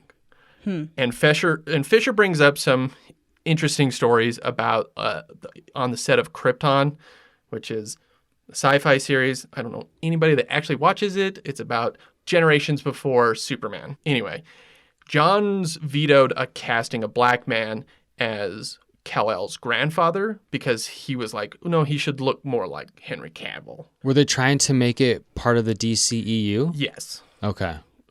In some weird way, right? I guess. I mean, It's all fucked up, right? yeah. So then there's also a fight between one of the writers, a black woman, and Johns about a black woman character changing her hair between scenes. And she was arguing that this is like, that's what black women do all the time. And he's like, no. That's a For continuity nightmare. Continuity's sake, let's not do that. So these are the examples of Jeff Johns being a racist. And I find they don't really hold that much water. Yeah, that's tricky. I mean, it's hard to say because you're not there, but I definitely see the side of it that, like, from a script supervisor perspective, where it's like, yeah, no, I don't want someone changing their hairstyle every fucking scene because how am I supposed to keep track of that shit? Or even as an editor. Oh, yeah, I would be like, what? Yeah, like, and for Like, viewers, that would that be a does kind of make you nightmare. go, wait, did time change? Yeah. Yeah. John Berg also reached out to Fisher and apologized that his experience was so bad, and he was sorry that he wasn't able to help. And then Fisher ends with the acknowledgement that he lost the fight, saying, If I can't get accountability, at least I can make people aware of who they're dealing with. so that's kind of the end where we end with Ray Fisher. I don't doubt that shitty things happened. Yes. Whedon, obviously. I don't think anybody really came out of this smelling like roses. Yeah. Yeah. It's hard, but I just feel like some of this may have been blown way out of proportion. Yeah. Other tidbits from that article, Whedon apparently had it out with everyone. Everybody had problems with him, including Jeremy Irons. Sadly, no details on I that. love Jeremy Irons. I know, right? He's a gentleman. He's Hans Gruber's brother. And Scar.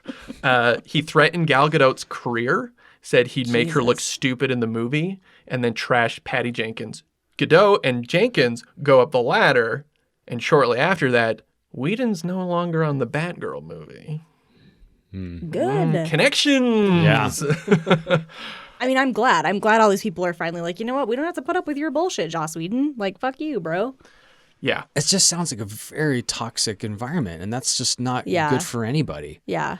Just as of today of recording this, Chris Terrio, the writer of Batman vs. Superman and Justice League, did a tell-all with Vanity Fair. That's what I was kind of like hurrying and getting in because he has said some interesting stuff in here.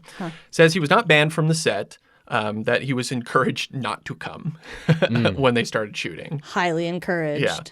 Yeah. Batman vs. Superman, Dawn of Justice was the studio's titles, not his. And he was furious that they removed 30 minutes from that movie because he's like, of course, some of that stuff's not going to make sense if you just remove a huge chunk of it. Why'd you say that name? But it still leads up to that point. You still wrote that. Ugh, whatever. Okay. Yeah. Says he gets a lot of hate for how dark Snyder movies are because he's the writer on it. But the studio and Zack Snyder were the ones that were like, we want a complex, dark, gritty. So he gets shit, but he's like, they told me to write it like Yes, this. exactly. Yeah. Make up your minds. But even after that, he still wanted to work on Justice League so he could write all these fun characters and have more fun with it. And he wrote it before Wonder Woman had a finished script. So he wrote these characters before those movies were even made, Aquaman and Wonder Woman. Yeah, you guys, you're doing it backwards, Yeah, right? again. Just, Yeah. you know what they're trying to do? They're trying to look at the box of a Lego set and put it together by that. Yeah, Just without looking at the box. Yeah. I tried doing that as a kid, and I could just only get like The outside? the outside of it. Yeah. And like, what the hell are all these other pieces for? There's like 30% of it still here. Like that's what they're trying to do. They're trying to put together a Lego set by only looking at the box. And every Lego set I ever made fell apart immediately. Yeah. Okay, so the hoopla about Batman versus Superman reviews were terrible, right? And then Warner Bros. Freaks out, and he rewrites Justice League to be lighter. This is the version of the Zack Snyder cut. The lighter version of his Justice League script is the Zack Snyder version. Yes, that is the film version. So it's not even the version that was the purest before. Yeah, I mean, it had some funny bits. Yeah, it's like Funny in air quotes. When Snyder left, he reiterated the studio wanted to adjust the film to be more colorful, more jokes, 2 hours. Says Jeff Johns is a nice guy, but maybe a comic writer shouldn't be an executive. So that's his opinions fair. on that. He's amazed that the Snyder Cut maintains almost all of his own work for how much like Johns was on set going, say booyah and all that kind of, those kinds of things. Very little of the studio meddling. Say it. Say Say booyah. booyah. Say booyah. Say it. He's just like, that would be so fucking annoying. He's just off camera like, hey, Booyah. just giving him like eyebrow raises. No wonder Ray Fisher was fucking pissed. Well, Will that guy stop fucking telling me to say booyah? Well, did Ben Affleck at any point ever in his tenure as Batman ever say, "I'm Batman"? I don't know. I don't think he did. That's his catchphrase. Yeah. No. I mean, even Robert Pattinson in the trailer says, "I'm Vengeance." That's a Batman catchphrase. Yeah. Okay, so he reiterates Ray Fisher's complete commitment of portraying the first DC Black superhero. After Snyder left, Terrio wasn't asked to come back to help with reshoots. He's like, I didn't realize how much of the film was going to be changed or vandalized, in my opinion. Which is such like Vandalized. Wow. Whedon Strong word. he should know. Like You can't write a 4-hour movie. When he saw the finished cut before release, he called his lawyer trying to get his name taken off the movie. No, really. But it was too late. It was all like printed and sent to theaters and stuff like that. He's in the theater and he sees his credit come up and he was like, go out in the lobby. Hey, I need my name taken off this thing. Like, bro, you're Bruh. watching it in the theater. Yeah. Said he's finally glad he can talk critiques of the Snyder Cut because he actually wrote that. Yeah. He's like, you can tell me I had all these problems with these characters, but at least that's what I wrote. Yeah. Okay. Lastly, some random facts about the new old version of Justice League. All but one scene of Cyborg was in the theatrical version. All but one. Oh, so from the original cut, the only thing they kept was one scene. scene. Everything Yes. else of Cyborg in the theatrical cut all was all reshoots. reshoots. Okay. Yeah. Wow. Guesses how much percentage of the movie is in slow motion? 90? I'd guess like 85. 10% of the movie is in slow motion. This That's whole still too much. This whole thing could have been easily solved if the studio, instead of saying cut it down to 2 hours and make it funnier, if they just said, "Hey Zach, try to not use slow motion." Yeah. Like 1 or 2. Yeah, And then it's like everything else, just make it, regular. Yeah. Regular speed. And then see how far it cuts down. Yeah. Actually, even speed some of it up a little bit. Like, it wouldn't kill you. The Flash runs really fast, He right? runs Like very fast. Go ahead. So I hear. Oh, I was About just gonna, Flash. Yeah. So we were. How Did This Get Made was talking about this because they did an episode on the Snyder Cut, and they were talking about how the only slow motion parts should have been the parts with the Flash because it makes sense to establish a visual language for his character where it's like things in slow motion happen around him because he's moving so fast that's how he sees the world. But then when you overuse it, it waters down that concept and it just becomes you're just like, oh, that was really fucking cool. I'm just going to put more of that in there. Yeah. Did we really need the moment of those kids playing football in the street in slow motion for 2 minutes? They're not characters. Or it doesn't go into anything. Or Aquaman going to the bar, getting a drink, walking out, standing on the pier, and then the waves crashing on him for what seemed like forever. 7 minutes. Yeah. No. Okay. The ending with Martian Manhunter was meant to be Jon Stewart Green Lantern, and Warner Brothers didn't want that because they had plans for Stewart. the ending nightmare sequence. So January didn't watch all the movie, but she did come in and out. I watched and then, scenes of the movie. and then she So- sat down. She watched the theatrical versions, Yeah. length of the movie. kind of. Don't at me on Twitter for not watching this, okay? I watched scenes and several recap videos. But she sits down, and it's like the very ending where it movie ends like 7 times, and then that nightmare sequence comes, and she's like, "What the fuck is going on?" It's very weird. I literally made him pause the movie, and I said, "Okay, I realize that I've been in and out of this thing, but what the fuck is going on?" And he was like, "I don't know." Well, I mean, it's like if you've seen Batman versus Superman, it kind of makes haven't. sense. Like, But it's still like, regardless, it's just like it's a slapped-on ending. That yeah. movie ended 4 or 5 times. Well, it doesn't help that it goes from Lex Luthor and Deathstroke going, Bruce Wayne, and then smash cut to there. And he's like, I'm going to go kill Bruce Wayne. And then smash cut to them being on the same team. And it was like, for her, What? she's like, what the fuck is going yeah, I on? was like, wait, wasn't that guy just going to go fight Batman? Now, Well, why are they on the same team? What is happening? Now, I don't know about you, but for someone who knew what that scene was, like, still at the same time, I'm just like, what the hell? Where'd this come from? Yeah, why is this here? Okay. So, interesting thing about this is what they filmed this. This was the additional photography. But because COVID, they had to film all the actors separately. Interesting. The only 2 actors in the same room at the same time were Ben Affleck and Joe Manganiello. Everything else was done in post. So the whole catalyst of doing this was so that we would finally have a scene between Ben Affleck's Batman and Jared Leto's Joker. Yeah. Right? Because they never got to have a scene together. And they're not even in the same In the same room. Instead, we just got a scene of 2 weirdos talking to themselves. Yeah. Yeah. That footage was like, they probably just went and like crouched in the bushes behind Jared Leto's house and just shot that. And they're like, put it in the movie. He was just doing that in his backyard. Again, just sits around his house in full Joker makeup. But lastly, the weirdest part about this, I found the most fascinating story. Ezra Miller was in London for the next Fantastic Beasts movie, and Snyder got their production crew to film the Flash portions while he directed it over Zoom. Wow. All right. The future is here. Also, like, that's kind of a baller move. It's just like, hey, you guys got cameras over there, right? How about you film a little bit of my movie? Yeah. Wink, wink, wink, wink, That's wink. funny. Like, They're like, Zach, we really don't. We're trying to make a whole ass Fantastic Beast movie, and he's like, listen, I've seen those piece of shit movies. Yeah. I have my don't own need- piece of shit that I'd like you Yeah. to be a part of. Yeah. Look, y'all can take 30 minutes and film this Ezra Miller scene. One take. Done. It doesn't even need to be good. I don't give a shit. He doesn't even need to look like himself because Yeah. he did not look. Yeah. I was like, was that Ezra Miller? I know he's in like heavy makeup and, and CGI and stuff Did he like have that weird, like, crookedy bowl cut from the first Fantastic Beast? I know, seriously. Well, you know what was strange is that, like, we make fun of the theatrical version for Henry Cavill's fake lips with the mustache. I thought maybe they put fake beard on Ezra Miller for this because it looked like It just looked kind of dirty. yeah. Yeah. You know what it looked like? The one-armed army guy from The Simpsons? Yeah. Like his beard? That's what Oh, it looked yeah. like. It's like really patchy. And Yeah, it's just lines drawn on his face. Okay. Worth it. Okay. Clint's like, I have to center myself. It depends on whose point of view we're looking at.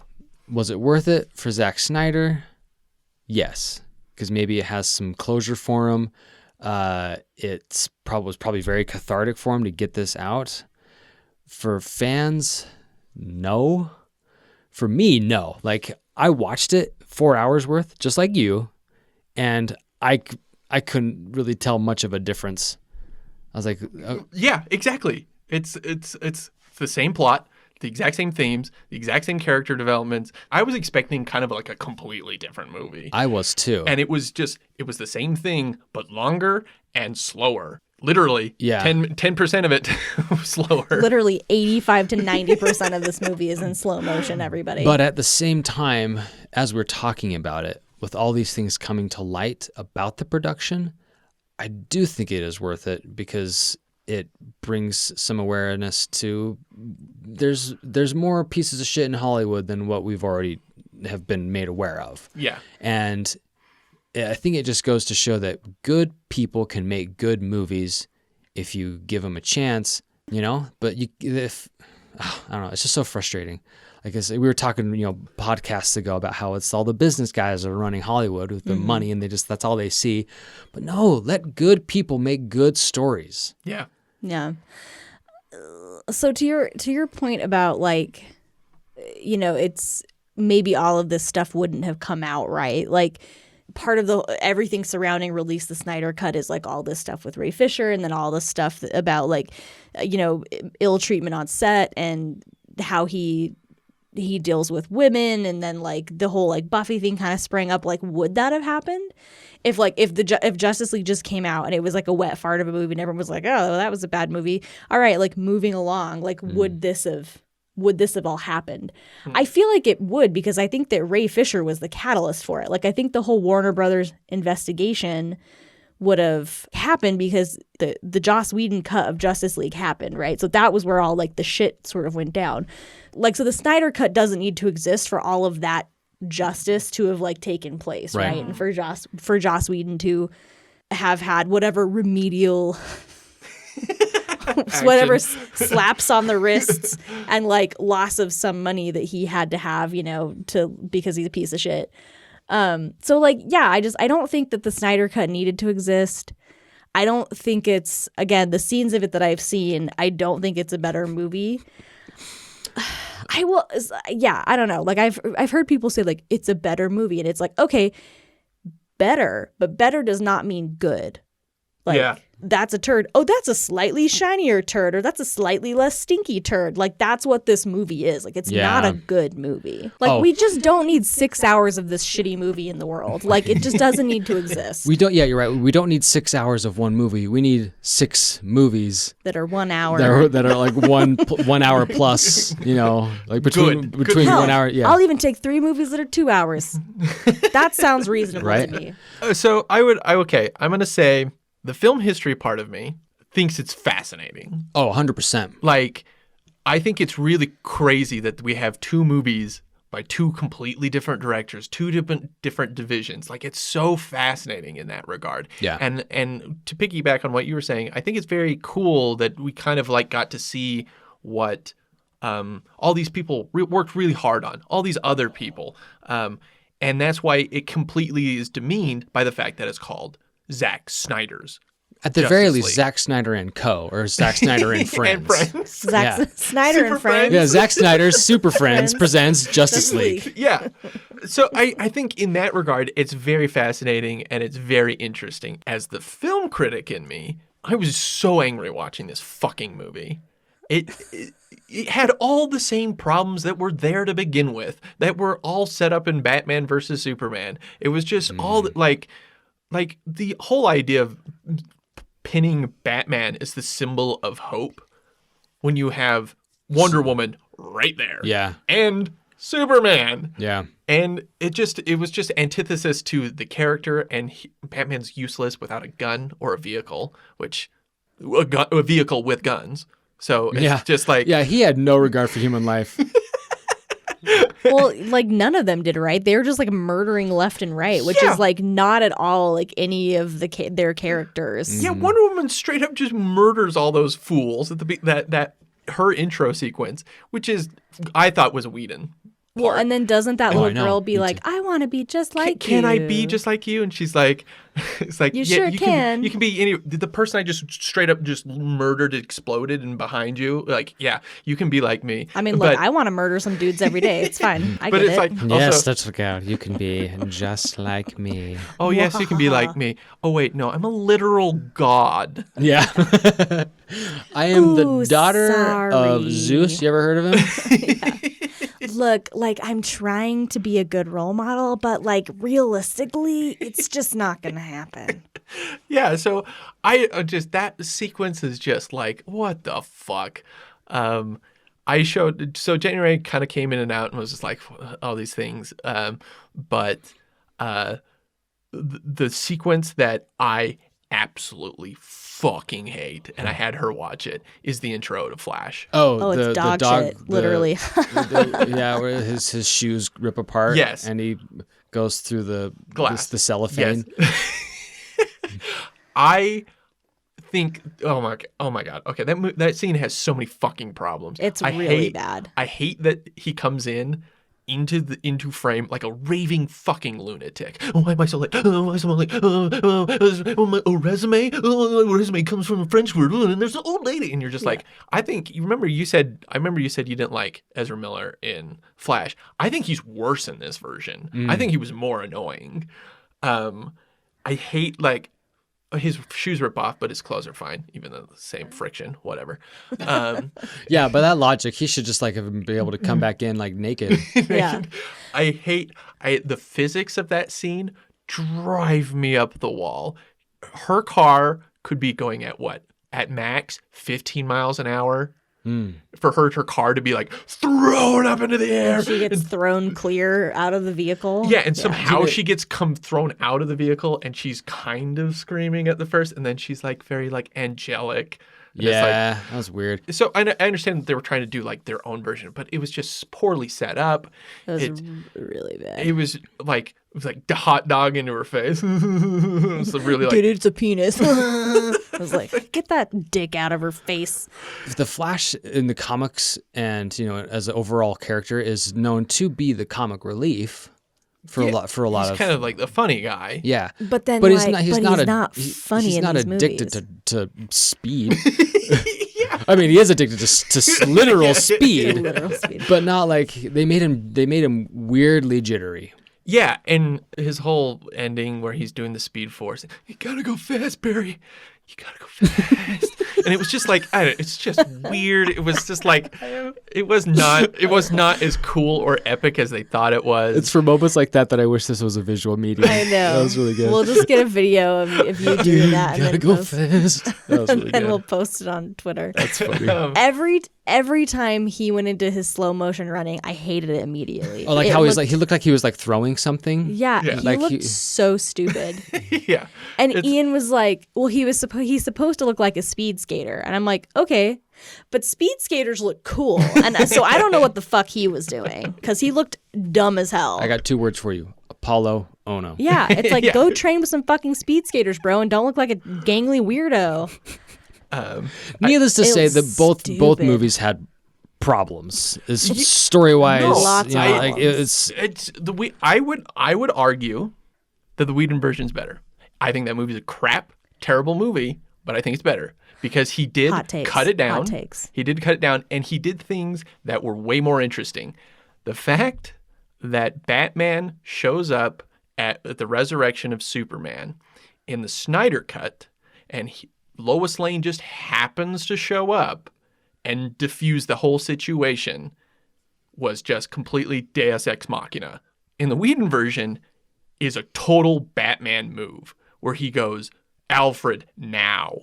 And Alfred opens the door to let Lois Lane out of the car because Batman had this idea that if things go south, I need Lois Lane. That is a there. Batman move. That is a Batman move. Right, like he's calculating. It was motivated. He's like, It's I funny. know the one thing that will calm him down. Exactly. Yeah. It's funny that you say that because I actually was hoping that the Batman sequence at the beginning when he's fighting the Parademon was a Snyder thing, but that was a Whedon. Yeah. There's so many weird things like that where it was just like, I thought this was going to be a Whedon cut. The whole ending, hey, right here, a table, 6 chairs or whatever. Totally thought that was a Whedon thing. Cyborg looking terrible when he's like, oh, my self-defense mechanism's all messed up. That was a Snyder thing. Like there were so many sequences where I was just like, that was so terrible. And I assumed it was in the Whedon version. And Right. Nope. That was in the original. I version. do. I love Darkseid, so I did love seeing Darkseid, and I thought Steppenwolf was. I like Steppenwolf at Snyder's a little bit better than in Whedon, but I mean that's neither here nor there at this point. It's my takeaway: Joss Whedon, like, get yourself right. Zach, like, do your thing, man. Like, do your do you, thing. bro. You do you. Ray Fisher, like, I'm behind him, and everybody else, it was disparaged on set. Like, That's my takeaway from all this. I don't think his career is going to be over because of this, though. Like Whedon?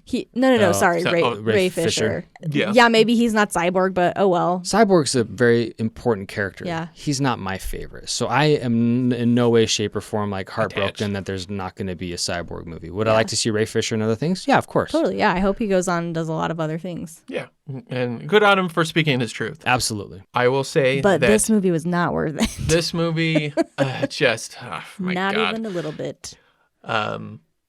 Stay tuned for part 2 Oh my God, when we go into the deep, dark portions of the internet. And we will re-ask the Absolutely. question, was it worth it? And I will still say no.